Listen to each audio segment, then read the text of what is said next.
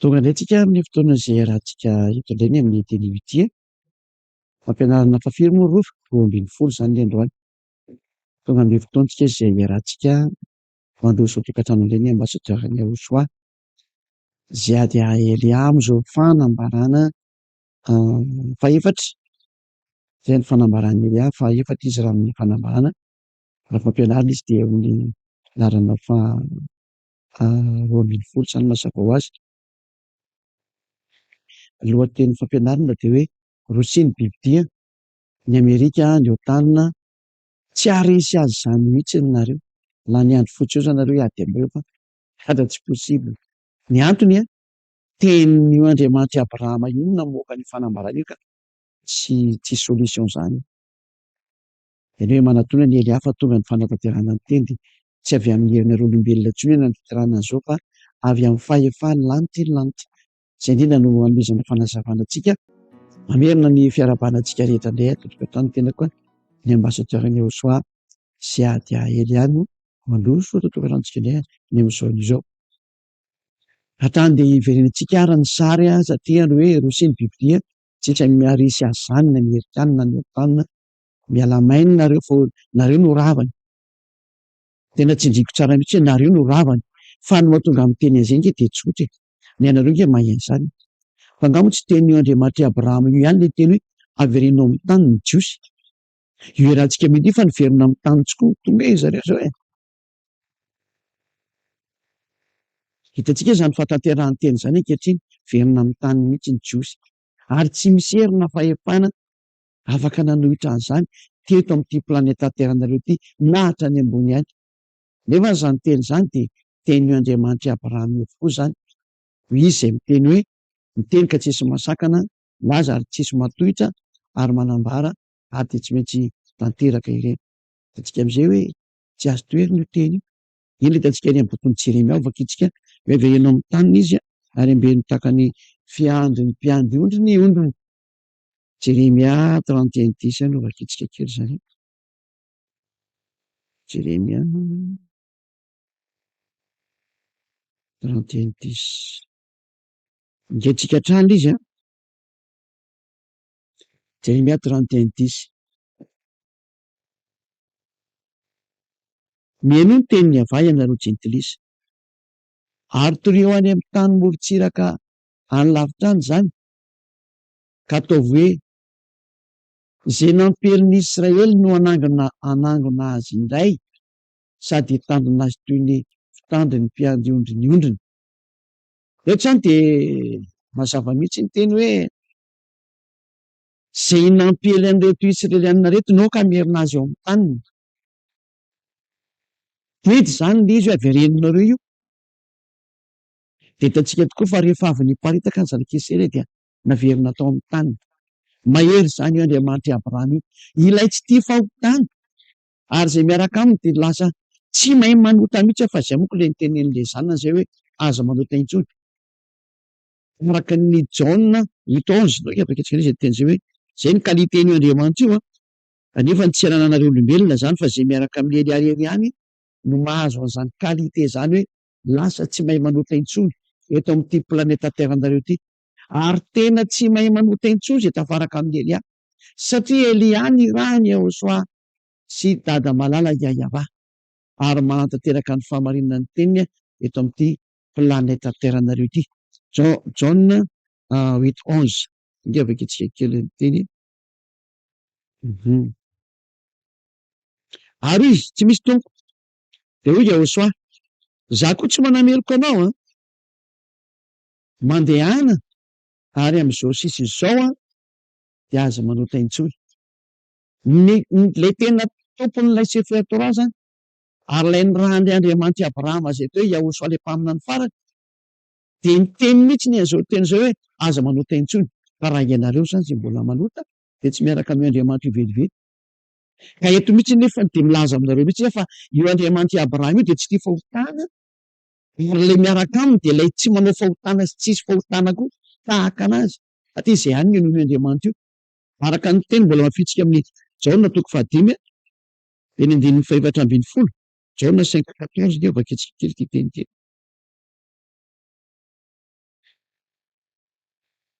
Jauna 5:14. Ary rehefa afaka izany dia hitany Ahosoa teo kianjan'ny tempolo raha lehilahy. Ao izy taminy, ino rehefa sitrany ianao? Aza manota intsony fandrao anjoanao izay ratsy noho teo. Mametraka mihitsy izany le teny eto hoe aza manota intsony fandrao anjoanao ny ratsy noho teo. Izany hoe ny olona izay mbola manoto izany dia ho tratran'ny ratsy lavitra noho teo izy. Eto dia ahitantsika ny tenin'ilay tena avy any amin'io tompon'io soratra masina ny Jiosy hoe le Andriamanitra tompony io dia niteny mihitsiny hoe aza manota intsony.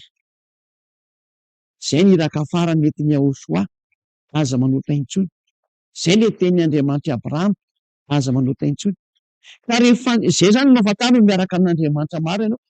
Ka izao ny ambaran'ny Elia aminao izay miaraka amin'ny Andriamanitra ny Jiosy io, izay teo hoe Andriamanitra Abrahama io, Iavà no anarany. Ary ny messager faran'izay nirahany na ny mpitondra farany teny eo an'Israelianina dia Ahosoa no anarany.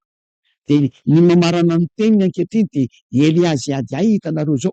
Izay hoe izay tafaraka aminay dia tsy manota intsony. Dia izao ny fanambarana entinay avy any amin'ilay mpamorona dia ilay Iavà malala sy Ahosoa izay nirahany. Izao ny voalazany teny hoe izay rehetra nampieliny Israelianina dia averenonareo amin'ny taniny izy ary ambentaka ny fiambinaondry kely. Jeremia 9:10 teo. Izany hoe ilay Andriamanitra ny teny aza manota intsony izany dia manamarina ny teny tokoa fa rehefa ny teny izy hoe averenao amin'ny taniny Jiosy dia tsisy afaka namaly an'izay teny izay, reo nanohitra an'izay teny izay fa nankatoy daholo na Amerikanina na Frantsay na Anglisy na Alemana na iza hatrany amin'ny Rosiana dia samy namerina Jiosy ao amin'ny taniny ary tafaverina tao amin'ny taniny Jiosy tamin'ny taona plus 1822 tamin'ny andron'ny prézidentan'izareo David Ben Gurion zany, izay nahazo ny fahaleovantena moa taty aoriana zareo. Izay moa izay no tiako tenenina. Fa tena tafaverina izy tamin'ny taniny tamin'ny taona plus 1822. Mahafinaritra be izany fahatanterahany teny izany. Hoe tena tsisy mahatotra an'io Andriamanitra io. Ka na ny Amerikanina sy ny Otanina aza mangina manao an'io Andriamanitra Abrahama io satria mandrakandro any izy mbola manao an'io teny io anie. Mbola ampiariny Amerikanina io fiarovana anazy io, mbola noho ny amin'ny teny Andriamanitra Abrahama ihany zany. Andao hamarintsika mihitsy aloha ny teny satria tsy maintsy mila fanamarihana betsaka mihitsy isika mikasika any amin'izay hoe famerenana ny Jiosy amin'ny taniny izay dia antsika jery kely teny eto amin'ity bokin'i Ezekiela ity. Ezekiela firy angamba mety ahitantsika an'izay.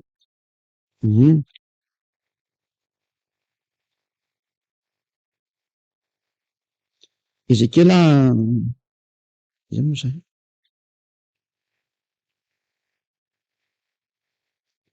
Toko fafito amby telopolo, Ezekiela 37 manomboka amin'ny 21 no vakiantsika. Dia ny 22 zay. Ezekiela 37 dia 21 dia 22. Dia lazao aminy hoe izao no lazainy Iavà tompo. Ino izao hahaka ny zanak'Israely avy eny amin'ny jentilisa izay nalehany eny. Eny ho angoniko avy any amin'ny manodidina any izy. Dia lazao aminy hoe izao no lazainy Iavà tompony maro. Ino izao hahaka ny zanak'Israely avy any amin'ny jentilisa izay nalehany. Eny angoniko avy any amin'ny manodidina any izy ka hoentiko any amin'ny taniny. Ary ataoko fihena iray any amin'ny tany izy dia any amin'ny tendrombohitsin'i Israely ary ho mpanjaka iray ihany no mpanjakan'izy rehetra. Ka tsy ho fihenaro intsony izy ary tsy saraka ho fanjakanareo intsony izy. Izany hoe ho angoniko avy any amin'ny manodidina avy any izy dia hoentiko amin'ny taniny izy ary apetraka eo amin'ny tendrombohitsin'i Israely izy ary mpanjaka iray no mpiambina azy. Dia tanteraka izany araka ny teneniko tao aminao teo. Ezekiela no nanambara, Jeremia no nanambara tamin'ny taona 1822 tafaverina tao amin'ny taniny zareo. Izany no proof fa tsisy afaka manohitra ny Andriamanitra Abrahama io izany fa adalanareo izay hanohitra an'izany. Raha tanteraka izany io teny io dia jereo vao amin'izay ary ny teny izay nambaran'ny Andriamanitra Abrahama io fa tsy maintsy ho tanteraka. Ahoana izay no resaka mikasika any amin'ity hoe ho resy teny Amerikanina sy ny Otanina. Dia mazava ho azy koa mbola voalaza ato mihitsy fa tena tsy misy mahay miady aminy io bibidia io satria ny bibidia resahana dia Rosia. Ny ahafantarana hoe bibidia izany dia izay miady farany amin'ny Israelianina. Satria hitantsika niady tamin'ny Israelianina ny Asirianina. Iny ilay biby le voalaza ary amin'ny bokin'ny Apokalipsa 17 ary amin'izy iny, voalohany resantsika daholo moa zay tsy ary zay rehefa manaraka fa azavaiko fotsiny. Ny biby voalohany dia ny Asirianina. Moa efa kitsika ihany, aloha tena jevantsika mihitsy dia hitantsika hoe mianjera ato amin'ny Rosia ny hafarahany io. Araka ny bokin'ny Apokalipsia toko fahafiry indreo. Aloha efa kitsika marina, andimy fahafiry izy.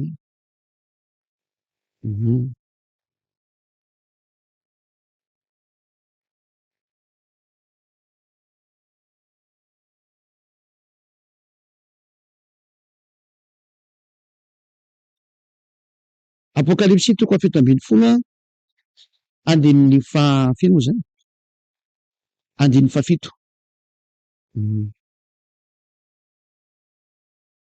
Manomboka amin'ny andin'ny fahafito, Apokalipsia 17:7.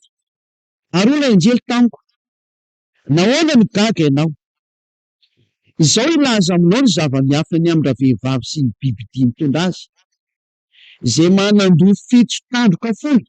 Any ity biby resana ity zany, zay biby dia manandoha fito ary tandroka folo eo amin'ny lohany zany. Ny biby dia ilay efa hitanao dia teo ihany, fa tsy eo izy zao. Nefa ny efa hiakatra avy any amin'ny lavaka tsy hitana izy ka lasa ho any amin'ny fandringanana.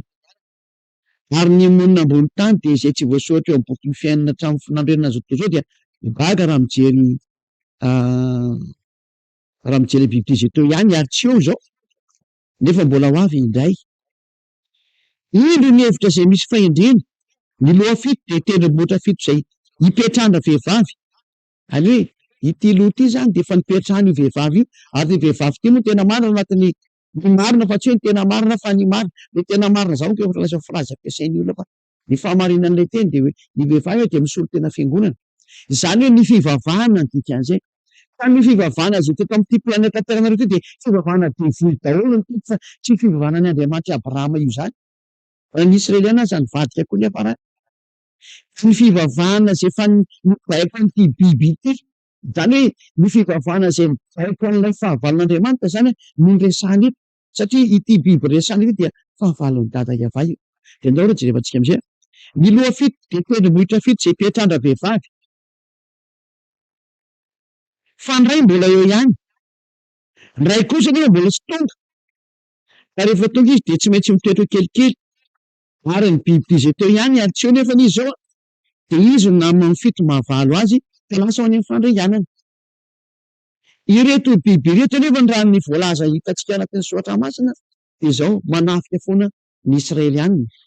Hitantsika zany araka ny bokin'ny tarihan'ny bokin'ny Daniela izay mbola jerezaka koa rehefa amin'ny manaraka zany. Fa ho resantsika fotsiny ilay biby misy loha fito zany. Dia ny biby voalohany dia ny fanjakana Asirianina izay efa namelon'ny Israelianina. Ny biby faharoa dia ny fanjakana Babilonianina. Ny loha voalohany dia ny loha faharoa. Aleo angamba ataontsika sary ihany koa ilay izy.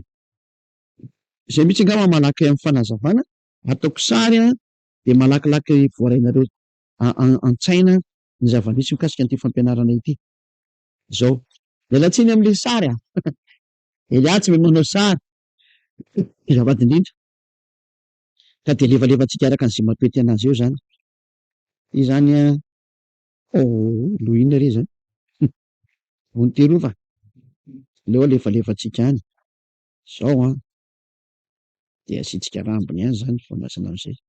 Tany dia lasa ohatrany inona re ity nefa tsy maninona fa amin'izay mampetipety anazy. Io zany lohan'ny iray, roa, telo, efatra, dimy, 1 2 3 4 5, dia loha fito, enina, fito.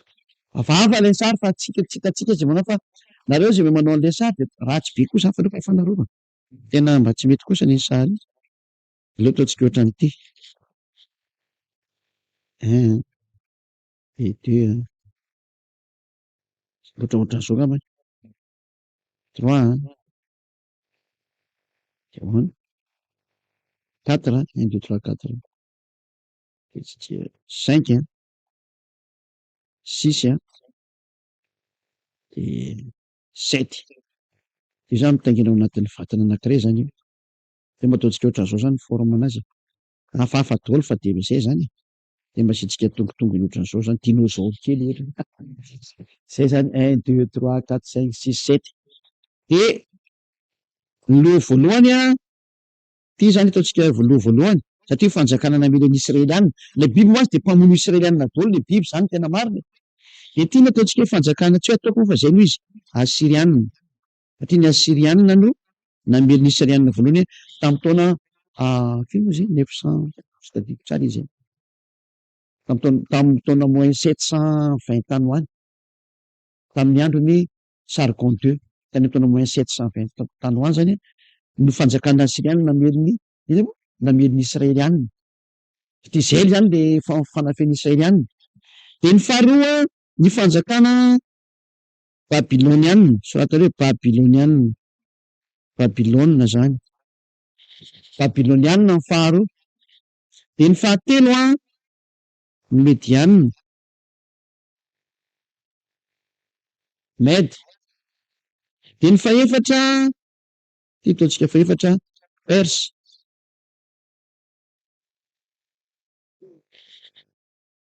De ny fahadimy Grika. Ty zany ataontsika hoe Grika ty. Reo zany efa nanafika any Israela daholo reo. Grika moa nahitantsika ny Alexandre le Grand le tamin'ny andron'ny Antiocus 4 Epiphanina, le fiovahanareo le misy an'le hoe aladin'ny Epifanie de volana iny. Andron'ny Epiphanina io resaka io.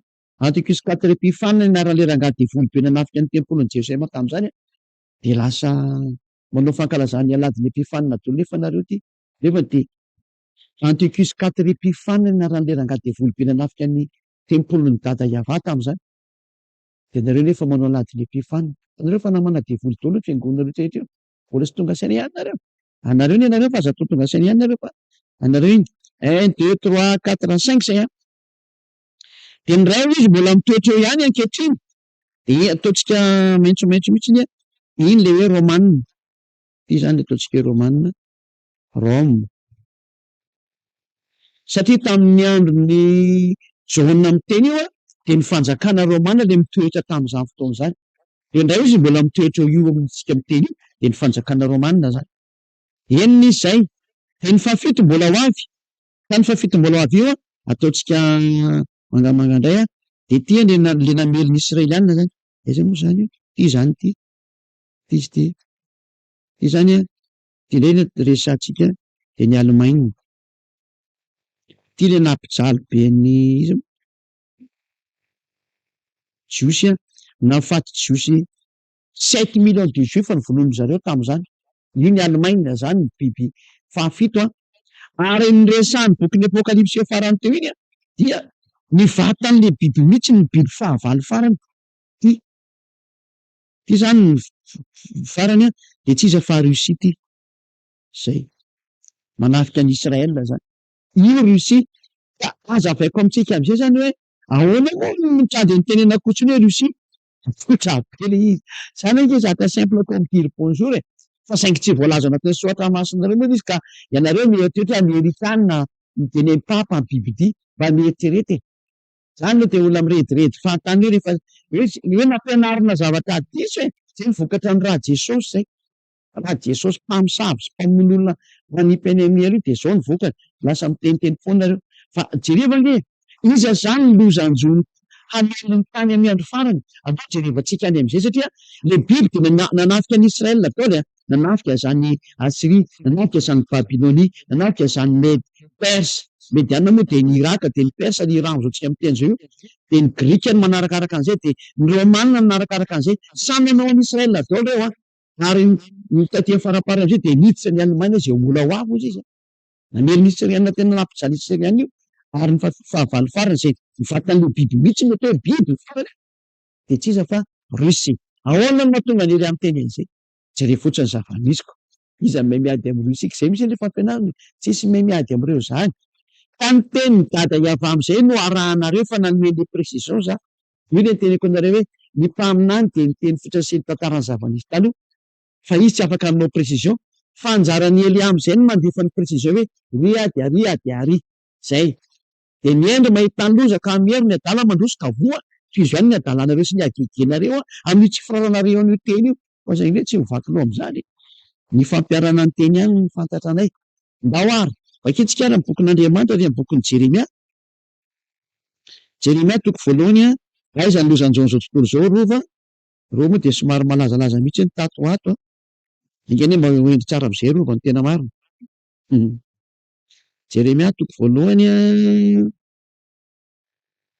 andininy faefatra ambin'ny folo. Jeremia 1:14 zany. De hoy Yahveh tamiko, hiroatra avy any avaratra ny loza anjonim-ponina rehetra amin'ny tany. Zay zany le voalaza eto. Aloha amboarina kely ohatra maizimaizina konety sa. Zay rehefa am'zay ny rova. Hiroatra avy any avaratra ny loza anjonim-ponina rehetra amin'ny tany. Aveo zany loza anjonim-ponina rehetra amin'ny tany, ny voalazan'ny soratra eto. Hiroatra avy any avaratra. Ka iza zany no avaratra rehetra antsika ka andray ny avaratra. De voalazan'ny soratra masina fa raha ijerin'ny centre du monde tsika raha idéterminer hoe aiza ny andefana. Hamantatra antsika ny hoe aiza ny atsinanana, aiza ny atsimo, aiza ny avaratra. De tsy maintsy maka ny point du centre tsika zany. Aiza ny centre du monde? Manamarina an'izay indray zany mba jerevantsika miroatra avy any avaratra ny bokin'ny Ezekiela 38. Araka ny tenin'ny Andriamanitra Abrahama zay tsy azony lavina satria verinao amin'ny tany ny jiosy ka tsisy afaka miady amin'izany teny zany nareo. Na Amerikanina ianao na Frantsay mangina ny vavanao. Satria tsy afaka miady tamin'izany nareo manakandroany fa baiko ny Andriamanitra Abrahama iny io rahanareo e. Ka aza mianatra mamaly an'izao tenin'ny Elia zao mihitsy. So mahita faisana. Fa tsy fisangy zao teny zao. Olona ihany nareo ka mangina. Zay ihany ny teny fahendrena mena anareo. Ezekiela toko 7:30 andininy 2:12. Zay vakitsika hoe ny centre du monde zany de Israël. Ezekiela 38:12. Mamabo sy androba ary amely indray zay efa raha. Saingy vao misy mponina ankehitriny zao. Ary ny firenena izay nangonina avy any amin'ny jentilisa ka tsy izy le firenena izay nangonina avy any amin'ny jentilisa fa ny Israely ihany. Sady miaro amin'ny sifananana ireo izay mitoetra amin'ny foiben'ny tany. Ka ny mitoetra amin'ny foiben'ny tany izay naverinao amin'ny tanina dia tsy iza fa ny Israeliana. Ary mazava moa ny andininy 9 ary ambony arivo fa Israeliana io resahana io. Ezekiela 38:8. Ary rehefa afaka andro maro dia tadiavina ianao raha mbe ny aparany. Mbola lazaina zany fa rehefa mbe ny aparany dia tadiavina ny Rosianina. Mbola Rosianina mantsy io tenenina io, ho avy mihitsy mantsy za rehefa avy eo. Eo tonga any amin'ny tany izay novonjena ka afaka tamin'ny sabatra ianao. Any ho any amin'ilay tanin'ny Israeliana izay novonjena ka afaka tamin'ny sabatra. Dia tany novoriana avy tany firenena maro, any tendrombohitsin'ny Israely zay fanao efatra amin'ny ela. Zay. Fa efa navoaka avy tamin'ny fihena rehetra izy ka dia mandry faizay izy rehetra. Ka ity foiben'ny tany ity zany dia mazava ho azy fa Israel le resahana amin'izany. Noho ny amin'ny Israel no resahana amin'izany zany dia mazava be fa ny centre du monde zany araka ny tenin'io Andriamanitra Abrahama tsy azo lavina io. Fa na ny Amerikana sy ny Frantsay izay milaza fa numéro 1 dans le monde miaraka amin'ny Allemagne sy ny Anglisy karazany dia manaiky an'io teny io raha tsy afaka miady. Manaiky sy manaiky manamarina ny tenin'ny Andriamanitra Abrahama. Fa ny tenin'ny Andriamanitra Abrahama nefa dia miteny fa rehefa any aparany dia ho tadiavina ny Rosianina ka hamely ny Israeliana. Dia vakitsika indray mandeha ilay teny io. Andiny 9. Rehefa afaka andro maro dia ho tadiavinao raha mbe any aparany. Zany hoe rehefa afaka taona maromaro dia karoana amin'izay anao ry Rosianina. Ka tonga ry Rosia ny fotoana ikaroana anao. Dia mivoa amin'izay anao milavantranonao. Tsy maintsy mivoaka amin'izay anao izy Elia. Tonga ny didy mamoaka anao. Tsy maintsy mivoaka ianao. Dia noho ary ny teny izay nambara mikasika any amin'izay fa izy mihitsiny raha mijery karta ao anareo dia izy i Rosia no any ambony indrindra. Tsy aloha jery karta vetivetika indray. Jery karta tsika hoe iza ny centre du monde koa zany raha ny soratra masina jerevana. Dia voilà. Tsy maintsy mijery an'izy moa zany tsika aloha zany. Jary any Israël. Voilà. Io zao Israël io mipetraka eo raha miara mijery satsika dia io izy io taoko io e. Dia misy soratra Israël angamba hitanareo ny an-trano any raha tsy diso io io zao izy io Israël io. Dia ianako satria hijeriny eo ambony de miakatra eo ambonitsika de Turquie, de miakatra any ambonitsika de Ukraine, Ukraine io zao Ukraine, de ambony Ukraine amizay Bielorussia, de raha mikisakisaka tsika de io Moscou eto akaiky eto amizay, voilà. Syria, Turquie de Moscou amizay io ambony io, hitanareo Moscou io ambony io, hitantsika Kharkiv zao ty le fahatany Ukraine io Kharkiv io, de io ambony io zay Moscou, io Moscou, zany hoe Russie zany zay manana kapitale Moscou, le hoe ao farany avaratra voalazany soatra masina hanafika azy tontolo zao, ary tsisy afaka miady aminy mihitsy iny, mazava be zany teny zany fa ndao arahantsika amizay reny efa ho an'izay efa nijery karta. Ezekiel 38:14 amizay no vakintsika ary ho toin'izy ary. Ezekiel 38:14, koa mamaniry zanak'olona ka ataovy amin'ny goka hoe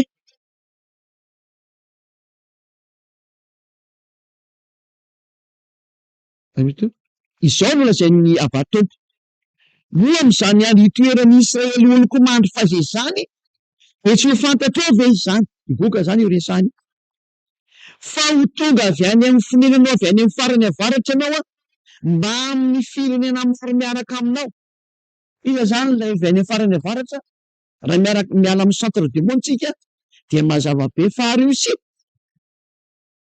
Russie mihitsy Russie, ary io Vladimir Poutine président Rosiana io no mialohan'ilay bibidia izy efa lavitsy ho ela, efa io ny farany, vao miala io Poutine io de trady izy ny tonga eo, teny marina avy any amin'ny Andriamanitra Abrahama zany, Iavà no anarany, ary Yahosoa le messager sady zanany, ary Elia le zandriny rahany, hanamarina zao teny rehetra zao ho fanaporom-ponina monina ambony tany fa tonga ny tompony lanitra ny lanitra, de ny tompony tany sy ny tany sy rehetra manodidina azy, de Iavà tompony maro zany, hanao ny fampisehoana ny fahefana fa anazy ny tany fa tsy nareo olombelona, anazy ny tany fa tsy nareo divoly akory, ko nareo no mizezizezy tateto am'ty tany ty, firy arivo taona zay vitany anareo, tsisy anareo intsony zao fa anay zao, an'ny tompony tany de an'ny tompony lanitra ny lanitra, Iavà no anarany, zay le ray ary Yahosoa le zanany malalany, zay le nirahany, ary Elia no nividiana izy mianaka ny rano mamita ny asa farany, manapirofo ny teny rehetra tahaka nataon'ny mpaminany Israeliana zay tsy nanome précision, anjara ny Elia mamoaka ny précision. De zao henonareo sy hitanareo zao, ndao ary reantsika raha ny teny, ko mamaniry zanak'olona ka ataovy amin'ny goka hoe zao no lazain'ny Iavà tompony maro, moa am'izany andro itoeran'ny Israely oloko mandry fa zay zany ve de tsy ho fantatrao zany, ho tonga avy any amin'ny fonenanao avy any amin'ny farany avaratra ianao, hitantsika teo fa i Russie izy ary voatondro tsara ao anatin'ity Ezekiel 38:15 ty zany izy tsisy idiran'ny Amerikana, tsisy idiran'ny papany bibidia mihitsy le sary, tsisy idiran'izany, satria zany farany avaratra miala an'Israel zany de Russie io ambony ao, Amerikana zany any amin'ny farany andrefana zany, ary zany papany bibidia zany Italiana zany any amin'ny farany andrefana daholo zany, tsy misy idiran'ity resaka ty mihitsy le izy, fa le voalazany lozan-jony tany de avy any amin'ny farany avaratra, zay le tena précis mihitsy hoe ny lozan-jony tany de avy any amin'ny farany avaratra, ka le farany avaratra ny resahana de Israel no tena farany Russie ny farany avaratra zany, mazava be zany.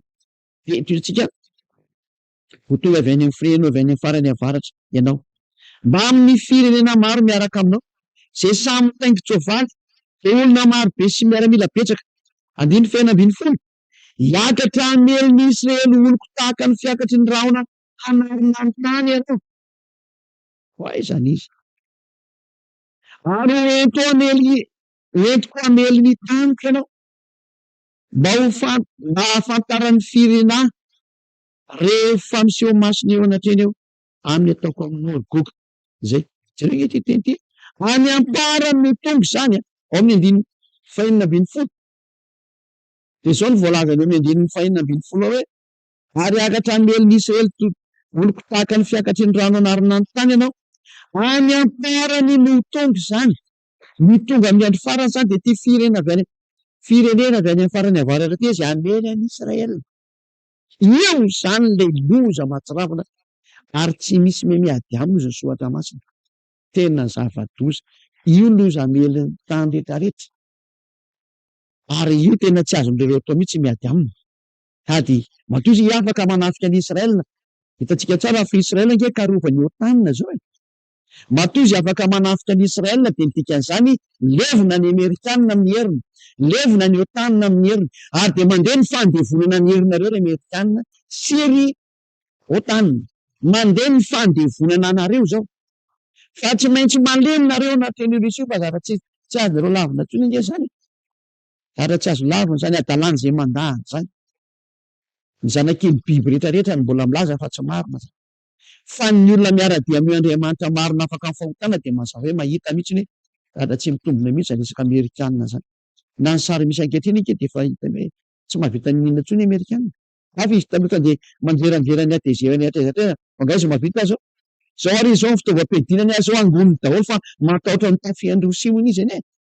Inge sary misy zao tsy mety mamatsy tsony rehetrarehetra izy. Ny Ukrainianina zao fa manomboka tsy vatsiny tsony tsy nomeny le misile le manina patriote tsy tadidiko tsara ianareo izy le anti-missile alefan'ny Rosianina zany dia mba toerina mihitsy zany le missile zay hoe le patriote anti-missile patriote voilà, tsy mety mandefa izy, tsy mety manome balabala tsony izy, zany hoe le projectile tsy manome tsony izy, zany no pirofo fa me matahotra mihitsy izy io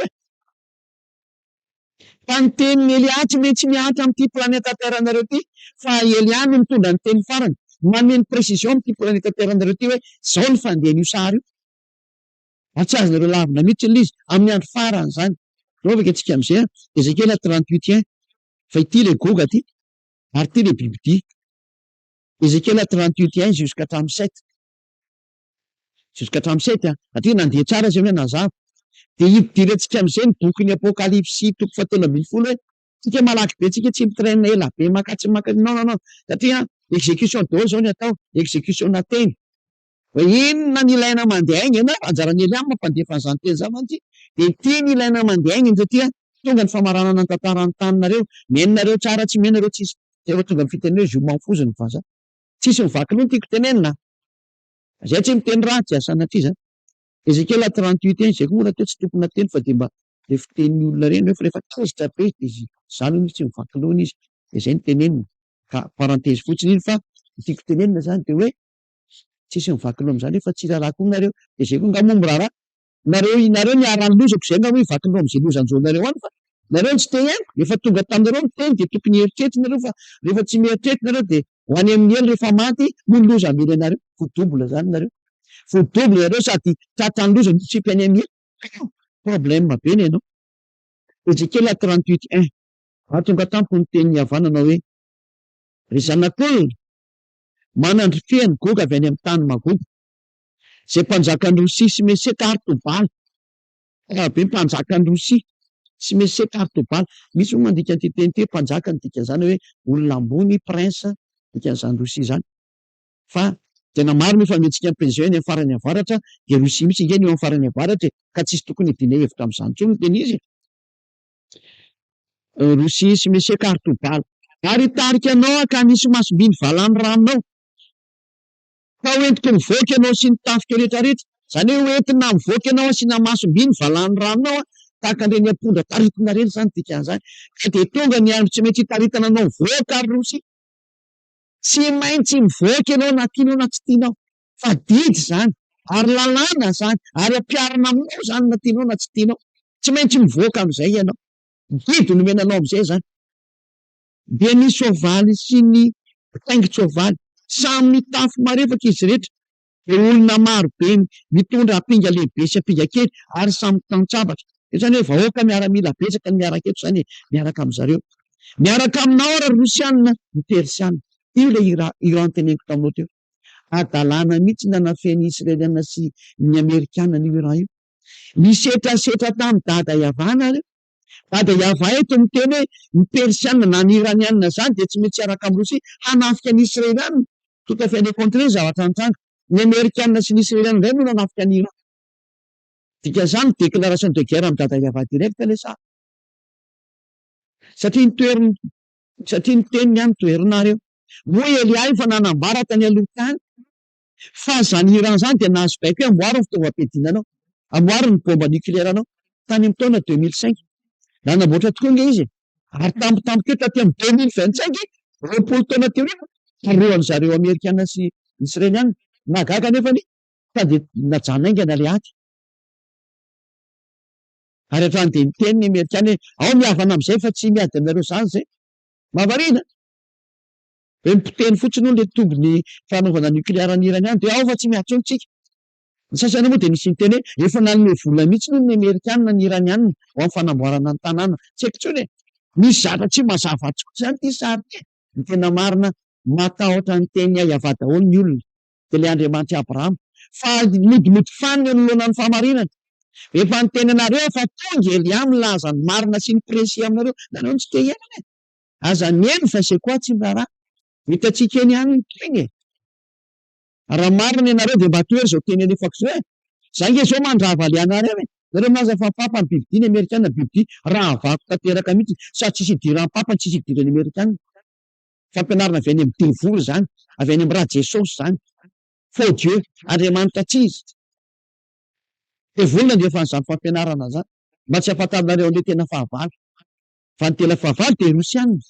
Miaraka amin'ireo Andriamanitra tsy izy mifangarongaro ambadika an'io resaka io. Fa zava-toza nge ataony Andriamanitra tsy izy io e. Aseny mivavaka nareo. Nefa nareo ataony mpanota daholo. Mba misy fisainana ve nareo mivavaka io? Mba misy fisainana ve nareo? Matao mivavaka dia mba tsy ho lasa mpanota ny dikan'izany. Tout à fait le contraire nefa no miseho any am-piangonana. Ny mpivavaka mihitsy no mitomany ho mpanota. Mba lozika ve zany ataonao zany? Mba lozika ve zany fihetsika ataonao zany? Mba manamarina marina ve zany fihetsika zany? Zany hoe samimba ny tonga saina amin'izay fa ny faran'izao e. Efa mananontany anao nge ny loza ny dikan'izany ny tsipany amin'ny aloha ny mpanota e. Tsy misy olona mpanao ratsy mpanota zany ka ho any amin'ny lantilanty. Zany nge ka tsisy. Fitana devoly eo fotsiny nareo. Meno nareo ny tenin'ny Elia. Izay hoentin'ny Elia dia avy any amin'ny Yehosoa. Ny Andriamanitra Abrahama dada Iavà. Ny tenin'izy mianaka ihany izao mandeha eto aminazy ao izay omeko anareo io. Maizy nareo manatona an'io Andriamanitra Abrahama io. Eno izao teny izao. Avoto ny lalakalehanareo. Avoto ny fanahinareo fa rehefa maty nge nareo ka ho any amin'ny elo e. Sady efa mijaly amin'ity planeta Terre ity mbola hitsipy any amin'ny elo koa ny fanahy rehefa avy eo. Tena fahoriana tsy eso ohatr'izany nareo. Miaraka amin'ny Persianina, Iran zany. Miaraka amin'ny Rosianina ny Etiopianina. Dia raha tsika mahitsy zany. Jereo ny fiarahan'ny Rosia sy Chine ary ny fiarahan'ny Etiopia amin'ny Chine miaraka ny areo e.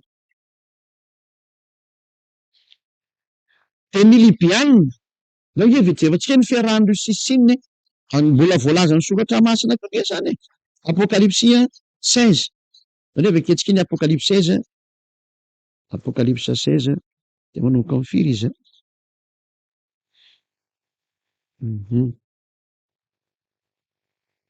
Apokalipsa 16 andininy faharoa ambin'ny folo 12 zany. Apokalipsa 16:12. Ary ny faheniny nampidina ny taondoviany tamin'ny Eufrate ho lehibe dia ritra ny rano hanamboarana ny lalan'ireny mpanjaka avy any fiposahan'ny masoandro ireny. Izany hoe ridatra any amin'ny ary ny faheniny nampidina ny taondoviany tamin'ny Eufrate ho lehibe. Dia ritra ny rano ny hanamboarana ny lalan'ireny mpanjaka avy any amin'ny fiposahan'ny masoandro. Ritina zany ny olona Efrata mba handehanan'ny firena avy any antsinanana. Mpanjaka avy any antsinanana zany. Ho aiza? Andeha hanafika an'i Israel daholo. Ka tsy iza ny fanjakana antsinanana fa Sina no mitondra anazy. Jereo amin'izay ny fiarahan'ny Sina izay efa anisan'ny première puissance. Miaraka amin'ny Rosia. Sina miaraka amin'ny Etiopia. Etiopia lasa firena goavana ankehitriny. Efa nitenen'ny Elia daholo zany tamin'ny 2005 hoe jereo nge ny akaran'ny Etiopia kelikely eo. Nefa tamin'ny 2005 zany izany Etiopia zany dia firena kozatina mijaly fa diran'ovana tamin'ny planeta Terre. Fa ankehitriny izy lasa anisan'ny première puissance africaine. Zava-misy daholo zany teneko izany. Fa namporofona aminareo hoe tsisy afaka miala amin'ny tenin'ny Elia. Satria tamina nisy Eliana no henoina ary anao izy ianao aty Madagasikara ka ahoana ny honona ny teninao? Ho andray. Fa angaha tsy hainao ny teny nambaran'i Yehosoa ao amin'ny Apokalipsa 7:10 hoe fa ny filazanan'i Yehosoa indray ao ny fanahin'ny faminaniana. Ary tonga Elia mitondra ny fanahin'ny faminaniana satria manino nitoran'i Yehosoa zany ilay manala ny fahotana. Alasa tsy manota izay miaraka aminay. Mazava be ny bokin'ny Apokalipsy 19:10. Zao nge vakitsika Apokalipsy 19:10.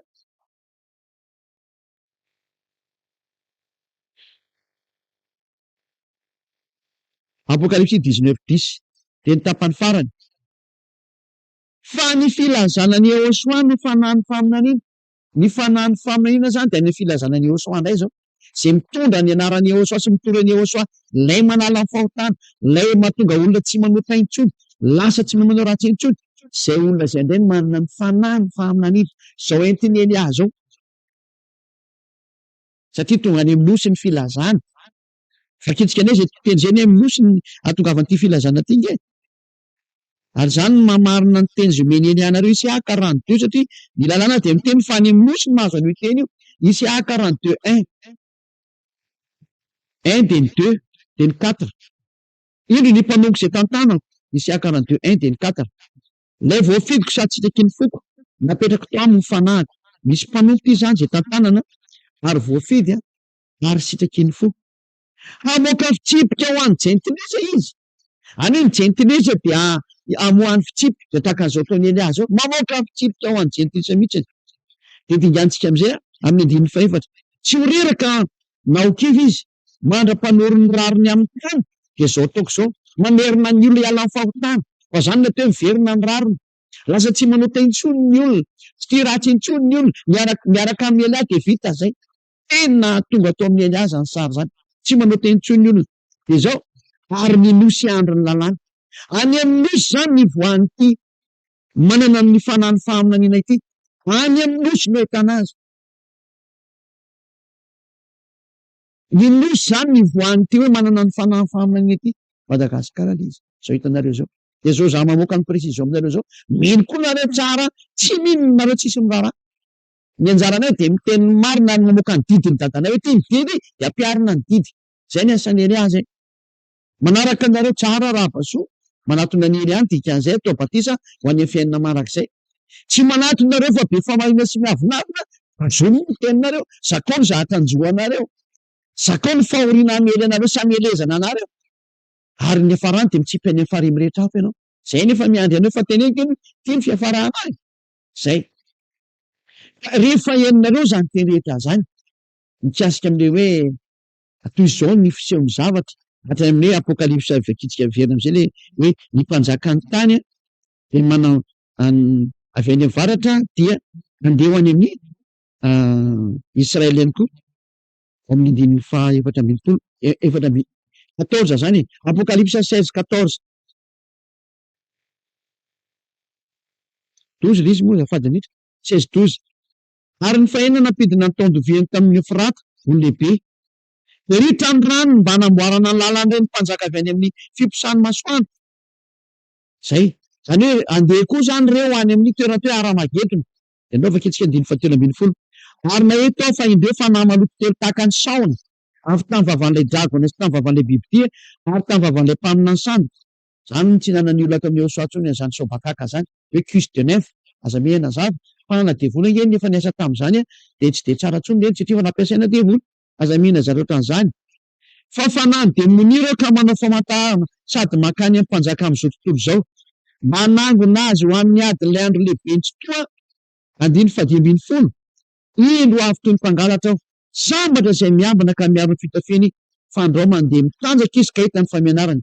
15. Ary nangoniny ao any amin'ny tany atao amin'ny teny Hebreo hoe Armagedona izy. Izany hoe na ny mpanjaka ny sinoa koa zany dia ho an'ny Israel, hanafika ny Israel daholo. Rosia, ny Iraniana, ny Arabo, ny Afrikanina, io ny Afrikana efa miaraka amin'ny Rosia io daholo zao. Ary tohizan'ny Chine sy ny tatsinanana rehetrarehetra ao anatin'izany ny Mongolia, ny Koreanina, ka tsika ny fiarahan'ny Corée du Nord sady efa amin'ny Rosia. Zao zao ny Corée du Nord sy Corée du Sud efa niaraka sidia. Efa niasorony zareo ilay barazy mampiady an'izareo fa mbola tsy tena vita tsara ny fanarana fa mandeha automatique. Tsy maintsy mihavana daholo izay rehetra tratra an'ity teny ity ary tonga ny fampiarana ny teny. Tsy tia lala mihitsy izay hoe inona ny problema, rehefa lasa miaraka dia miaraka fotsiny zao amin'izay ary tanterao ny teny. Zay. Eo amin'izany teny izany dia mazava fa nentina ho any amin'ny tany aty Aramagedona. Ty Aramagedona ity nefa dia amin'ny eo akaikin'ny lohasan'ny Josafata. Ny dikan'ny Ara mantsy amin'ny teny Hebreo dia tendrombohitra, ary ny Magedona dia Megido, ary Megido zany hoe tendrombohitra Megido ny dikan'izay. Dia misy lohasaha eo ambany eo ary ny lohasaha dia mitondra ny anarana hoe Josafata. Ary ao no mandeha ny fitsaran'ny dada Iava eo amin'ny lohasahan'i Josafata io. araka ny bokon'ny Joela toko fahefatra any izy zay. De ao daholo mandeha ny fitsarana.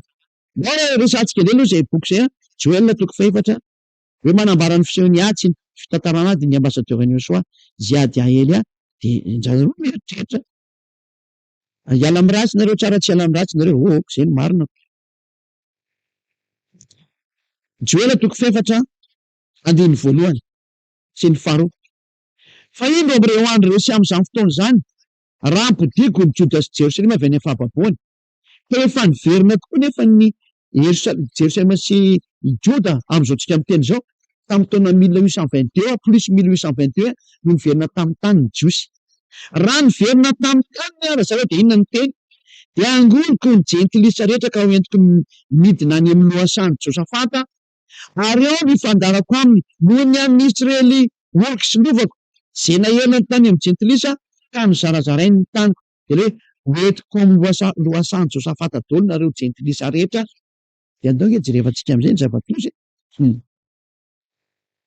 Zay nahelany tany amin'ny jentilisa ary nizarazarainy ny taniko. De misy ndao aloha tsika aloha hidina tikatra.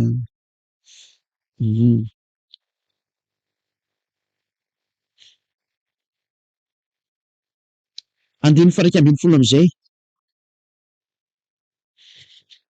Joela 4:11 ka hatrany amin'ny farany any. Avy faingana ary anareo jentilisa rehetra ny manodidina eny. Ento midinao ny maherinao hiavao. Ifony jentilisa ka hiakatra teo amin'ny lohasan'ny Josafata. Io le lohasan'ny teneko anareo teo. Fa ao nipetrahako hitsara ny jentilisa rehetra avy eny manodidina eny. Ary soa ara ny fijinjana satria le jentilisa efa tonga amin'ny tanànan'i Jerosalema le andeha hanafika ny Israelina daholo. Ao ny Rosianina, ao ny Iranianina, ao ny Afrikanina, efa ihany koa ny Arabo, ary efa tafiditra ao ny Sinoa, mitariky ny Aziatika sy ny kely maso rehetra zany tafiditra ao daholo. Voalazan'ny tenin'Andriamanitra daholo nge zany de jereo ny sary misy amin'izao tsika amin'ny teny zao. Vaky reo nge zao tontolo zao ndray tandrefana, ndray tatsinanana. Ny tandrefana mety ny Amerikana moa ny tatsinanana taritin'ny Rosia. Misy nge zany. Fiza me miady amin'ny Rosia aminareo. Vakio kely ny Apocalypse 13 fa zay ny fianarantsika manaraka. Mbola mitohy mantsy izy tsy vita androany io fampianarana io. Fa miveriny indroy fa nizatra ilayntsika amin'ny testamenta taloha ny evoka koa rehetra daholo ny voalaza ampaminany taloha. De anjara ny Eliama metaka anazy amin'izao vaninantsika zao. Fa zatra tsy takatry ny lohanareo mantsy zany satria nareo nampianarin'i Jesosy zay Andriamanitra tsisy mpampanota. Ny raisonnement fahotana io azonareo de ny raisonnement avy any amin'ny devoly. Saina devoly namoaka hoe Amerikanina ny Biblia ary ny papany Biblia nefa samy mpanota ihany nareo. Fa ny avy any amin'ny lantilanta kosa mahita hoe Rosianina ny Biblia. Ary iza le Biblia faharoa tsy mbola idirantsika zany fa hiditra ao mihitsy efa ny voalohany aloha ny resahantsika eto. Fa hiditra ao tsika. Zany koa hoe de tsy takatry nareo vao miteny hoe iza daholo miaraka amin'ny Rosia fa ho ihany angeny efa aminany. Raha vao miteny hoe Arabo de fainareo nge ny dikan'izany. Ngamo Arabo tsy miaraka amin'ny Rosia. Aiza misy Arabo miaraka amin'ny Amerikana?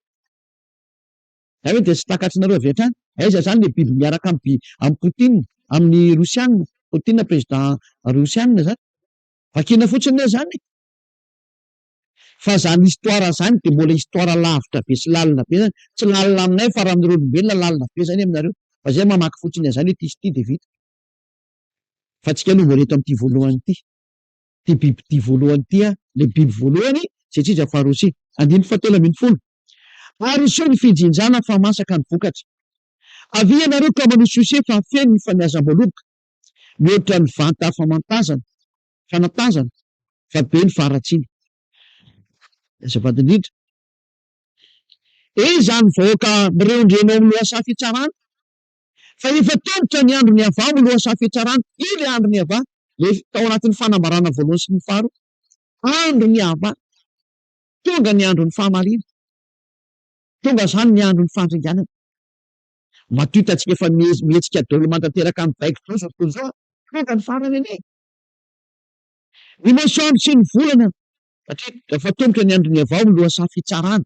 Ao amin'ny lohasan'ny Josafata leo ara-magedona zany. Efa potika makany daholo ny objectif zao hiady amin'ny Israelianina ary hanapotika zay miaraka amin'ny Israelianina. Io le hoe arata dia aratra ny Amerikana. Efa ampianarana farany teo iny. Ny masoandro sy ny volana dia ho tonga maizina. Ary mikitina tsy hamirapiratra intsony. Fa hiavana herinao ziona ary mampikotrokotroka ao Jerosalema ka iororo ny tany ao an-danitra zay ny faraza fiororo ny tany ao an-danitra fa iavany ny fialefan'ny olony sy fiarovana mafy ho any zanak'Israely. Zaran'Israelina zany hitodika aloha iavay ao farany any fa zao tsy mety mitodika.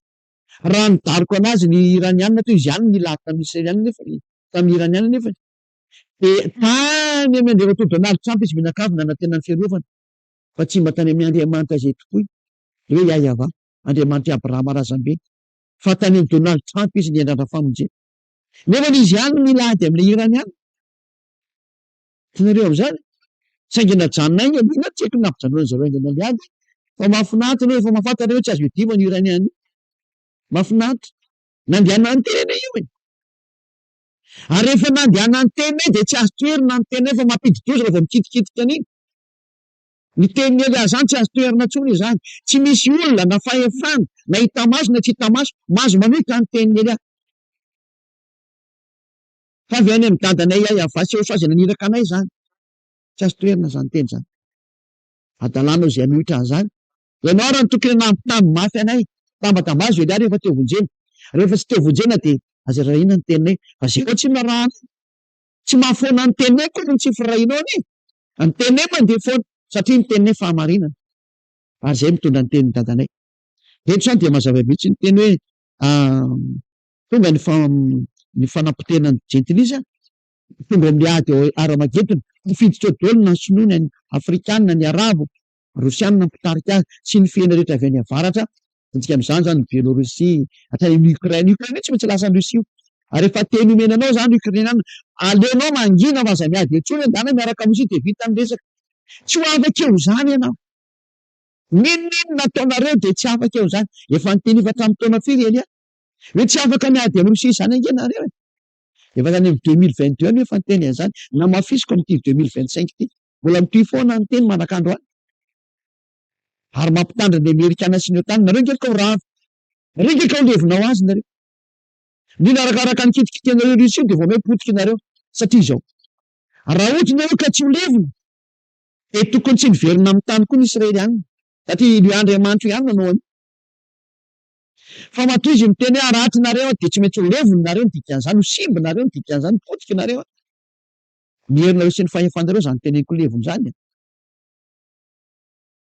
de tsy afaka miala amin'io teny io nareo io zany tsy nareo mihitsy nateo première puissance zany nareo ary no faible puissance indrindra rehefa kelikely io sarotra fotoana fohy fotsiny ny andrasana de pauvre en puissance nareo l'empereur ozy ny anglais samy mieritreritra ny teny atreo aloha ny fampianarantsika ny tamin'ny androany nazavaiko nareo ny fandehan'ny tantara hoe reto niaraka fa amin'ny fampianarana manaraka indray tsika de jeny amin'izay hoe ny bokin'ny apocalypse 13 hoe ahoana satria hiditra lalina amin'izay tsika tsy amin'ny extraterrestre ny fifandraisan'ny extraterrestre raha amin'ireo firenena reo satria io resaka io de tsy resaka olombelona fa resaka extraterrestre io resaka io ka tsy nareo olombelona akory nay miady amin'ny extraterrestre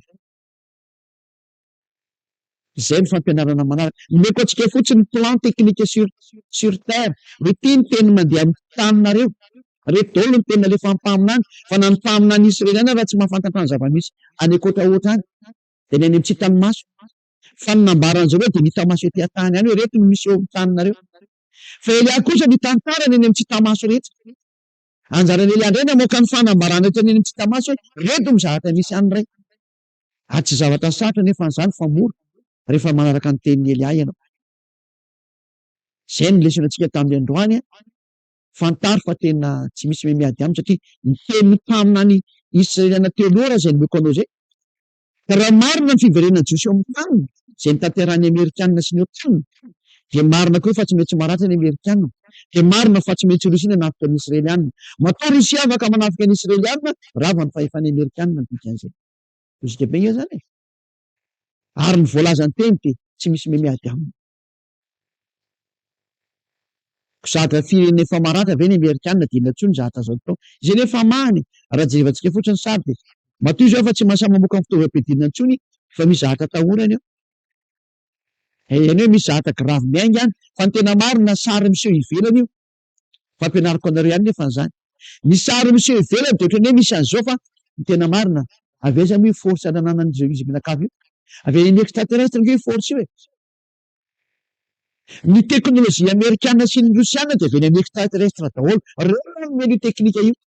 Ary zany mahatonga hoe tsy afaka hiady amin'ny rosiana amin'ny velively ny amerikana, zay tsy possible zany.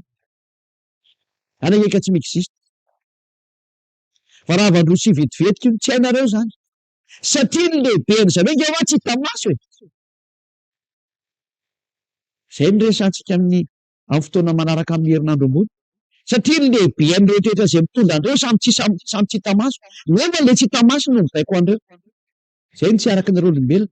Nareo mieritreritra hoe ry manana basy betra zao, zany mieritreritinareo maha-olona anareo. Fa tsy zany io resaka io. Fa io resaka io izy no mibaiko. Zay ihany ny fantatrareo satria any fibaikoana ihany no mitondra ny sary, no mandeha ny sary. Iza ny tompon'ny fibaikoana dia zay ihany io mandeha io. Dia efa maiko ny valo, ny tompon'ny fibaikoana dia Rosia fa tsy Amerikanina zany. Any amin'ny tontolony tsy hita maso zany resaka zany fa tsy amin'ny basy ny tafondra hoe iza manana vola be sika, inona ny diran'ny vola be amin'izany ianao. Ny andrety zavatra ny saina ny baikoana dia efa mandeha ho azy ny izy. Ka tsy mieritreritra, arao fampianarana ny farana ny teny hiariva avakasika.